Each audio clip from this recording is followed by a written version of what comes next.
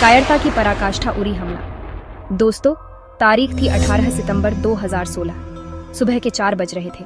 जम्मू कश्मीर का उरी सेक्टर। हमारे वीर जवान देश की रक्षा में डटे हुए थे। अचानक सन्नाटा चीरती हुई गोलियों की आवाज गूंज उठी। आतंकवादियों ने हमारे आर्मी कैंप पर हमला कर दिया। ये कायराना हमला था। ये विश्वासघात था। 19 जवान शहीद हो गए। देश स्तब्ध था, शोक में डूबा था।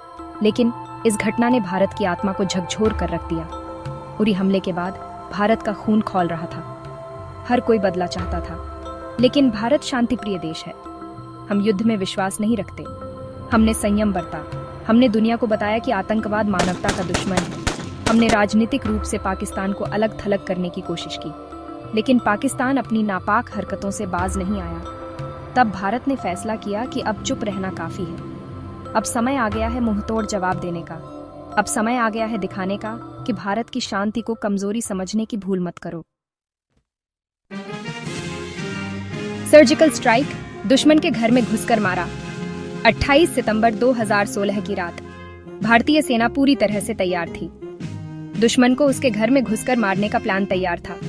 ऑपरेशन का नाम था सर्जिकल स्ट्राइक। रात के अंधेरे में हमारे जांबाज जवान नियंत्रण रेखा पार कर गए। लक्ष्य था आतंकी ठिकाने। दुश्मन को हमारे आने की भनक तक नहीं लगी। भारतीय सेना के कमांडो ने बिजली की तेजी से हमला किया। देखते ही देखते आतंकी ठिकाने ध्वस्त हो गए। 35 से 40 आतंकवादी ढेर हो गए।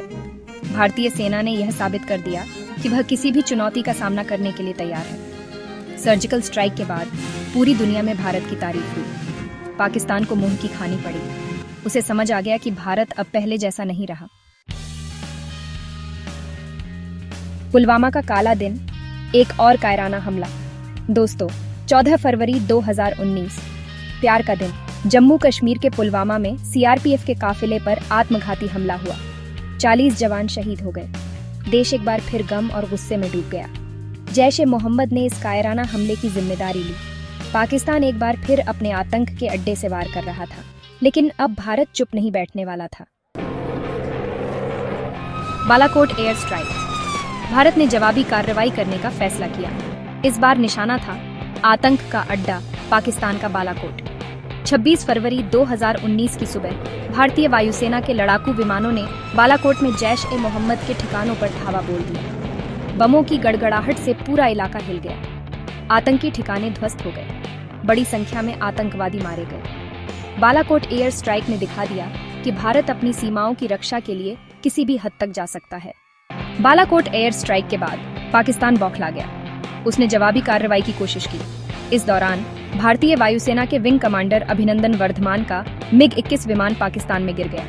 अभिनंदन को बंदी बना लिया गया, लेकिन भारत ने पाकिस्तान पर भारी राजनैतिक दबाव बनाया। आखिरकार 1 मार्च 2019 को अभिनंदन को रिहा कर दिया गया। देश ने अपने हीरो का जोरदार स्वागत किया। दोस्तों, उरी हो, पुलवामा हो या फिर बालाकोट, इन घटनाओं ने दिखा दिया है कि भारत अब बदल चुका है। यह नया भारत है। ये शांतिप्रिय है, लेकिन कमजोर नहीं। ये आतंकवाद के आगे झुकने वाला नहीं है। ये मुंहतोड़ जवाब देने के लिए तैयार है। जय हिंद।